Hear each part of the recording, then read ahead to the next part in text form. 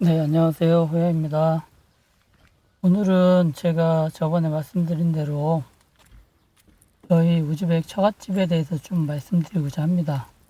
이전에도 몇 번 말씀드린 것 같은데요. 그거에 약간 반복일 수 있는데요. 처음에 제가 17년 전에 그 국제 결혼하고 나서 한 2년 후에 우즈벡을 갔어요. 우즈벡을 갔는데 저희 장인은 요리사시거든요. 근데 요리사인데 성격상 좀 한 곳에 좀 머물러 계시지 않고 여러 곳을 돌아다니세요. 이제 대부분 이제 결혼식이라든가 큰 행사 있을 때 그렇게 이제 뭐 그쪽에 이제 전통 밥 같은 거 그리고 이제 뭐 만두 같은 거 이런 걸 만드시는 역할을 하시는데요. 그게 이제 직업이라고 볼 수 있는데 그러니까 이제 좀 행사 때문에 이제 좀 많이 이렇게 각 지역을 돌아다니세요.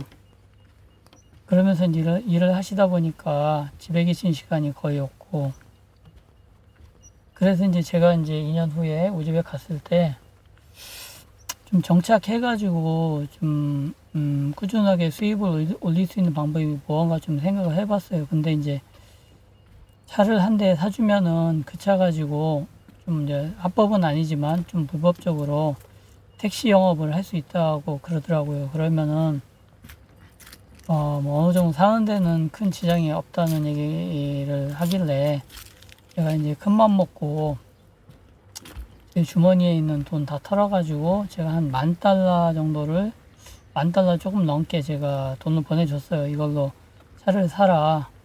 그래서 어떤 차를 샀냐면은 그 당시에 그 르망이죠. 대우 자동차가 이제 거기 우즈벡에 있었으니까 르망이라는 차 이제 그게 이제 후속 모델이 시에로인데 시에로라는 차를 사줬어요.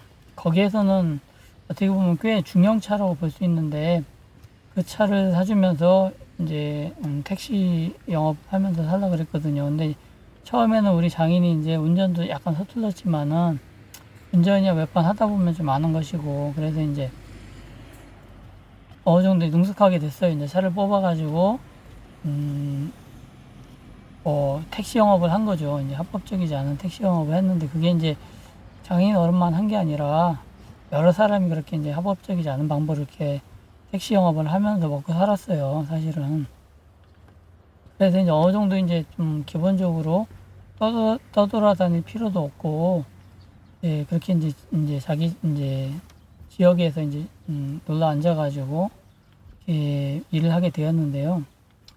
처음엔 괜찮았는데 이게 이제 한 1년 정도 지나다 보니까 이제 택시들이 이제 이렇게 불만이 많았나 봐요.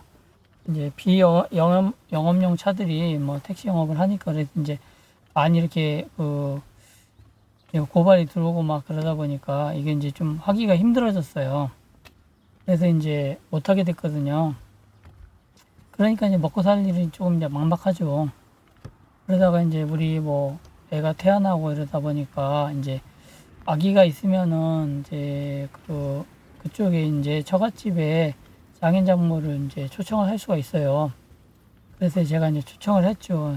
장인 어른 초청해가지고 뭐 이게 이제 뭐 정당한 건 아닌데 우리나라에서 좀 일할 수 있도록 좀 해줬어요.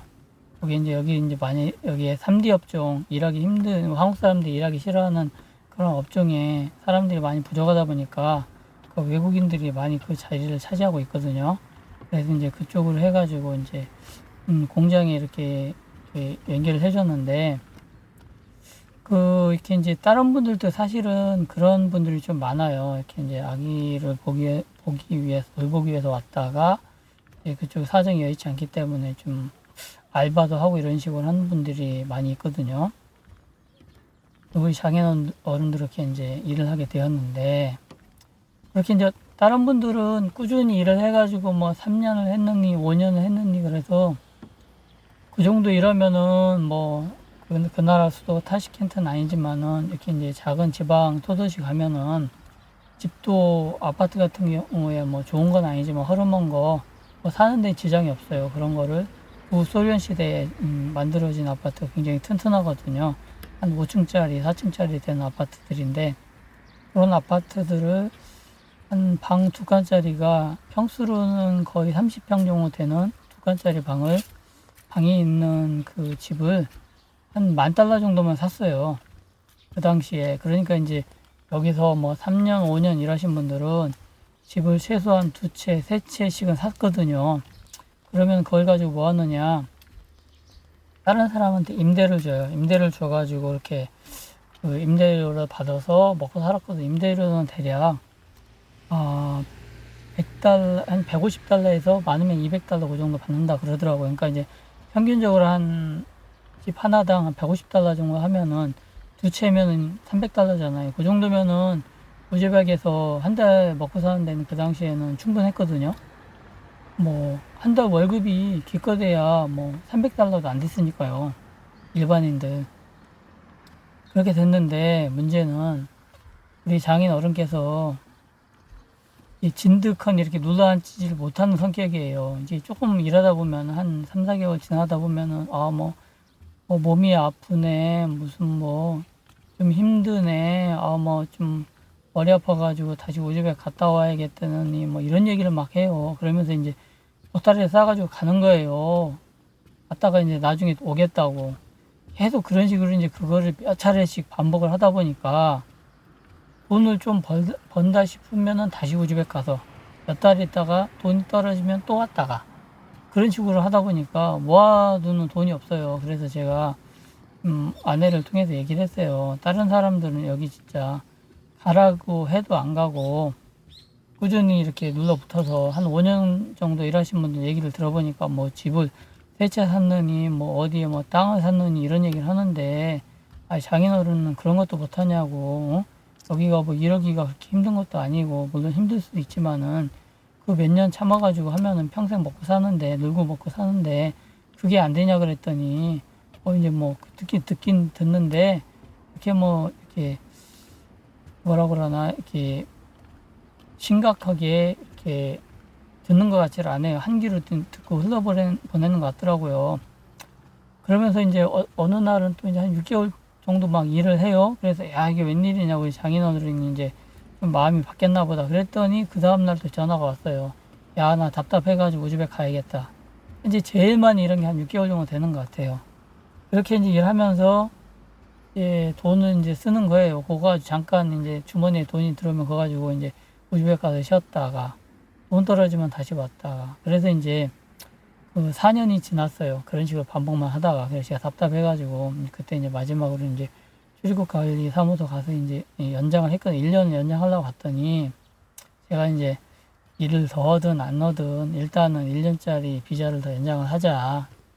그러면 이제 뭐 오셔도 되고 안 오셔도 상관없다. 그리고 이제 그래서 이제 연장은 일단 하자 그랬더니 싫다는 거예요. 자기는 더 이상 한국에 이제 안 있고 나 우즈벡 가고 싶다고 막 그래서 연장하는 거 돈도 거의 안 들어가니까 연장 좀 합시다 그랬더니 안 된다, 싫다는 거예요. 그러더니 그냥 보따리 싸고 우즈벡 갔어요. 나 이제 더 이상 한국 올 일 없다고. 갔어요. 알았다고 그러면 이제 다시 후회하지 마시라고 그러고 이제 제가 끝났거든요. 근데 이제 한 3개월 정도 지났나 전화가 왔어요.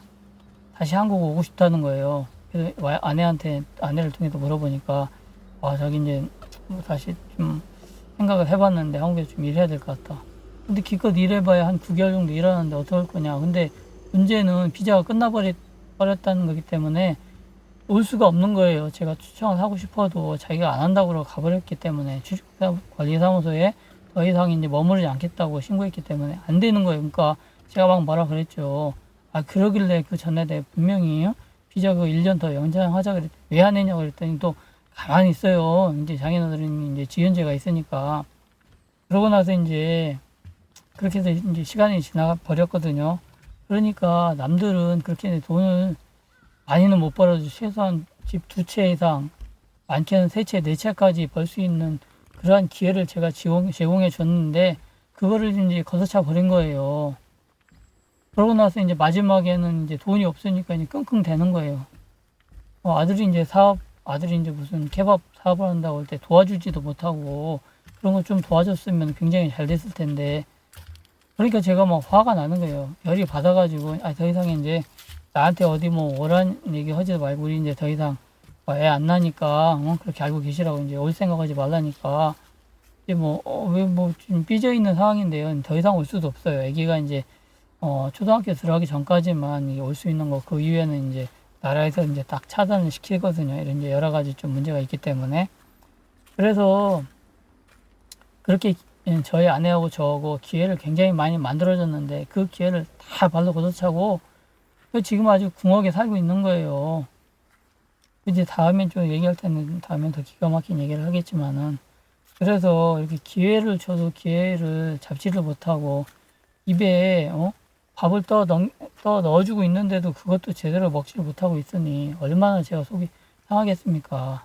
같이 뭐 오셨던 다른 그 뭐 우리 와이프 친구들 뭐 아버님이나 어머님은 다 여기서 좀 일을 해가지고 거기 가서 지금 떵떵거리며 살고 있는데 우리 장인은 이렇게 뭐 하라 그러면은 그거를 몇 개월을 참지를 못해요. 이렇게 참을성이 아예 없어요. 그래서 그 좋은 기회들 다 날리고 지금 저렇게 좀 가난하게 살고 있는 걸 보면은 제가 속이 터지고 저희 아내가 이제 돈 벌이도 없는데 은근히 이제 좀 바라는 거예요. 왜냐면은 이제 자기는 더 이상 이제 나이도 있고 그러니까 일할 뭐도 안 되고 그러니까 자기네도 이제 부모님이라고 하는데 이제 키워줬으니까 이제 우리는 나이 먹어서 일하기 힘드니까 니네들이 책임져라 이런 식으로 얘기를 하는 거예요. 옛날에는 우리나라처럼 우리나라도 사실 요즘은 이제 부모님들이 그러지 않잖아요. 손을 벌리는 부모님도 없잖아요.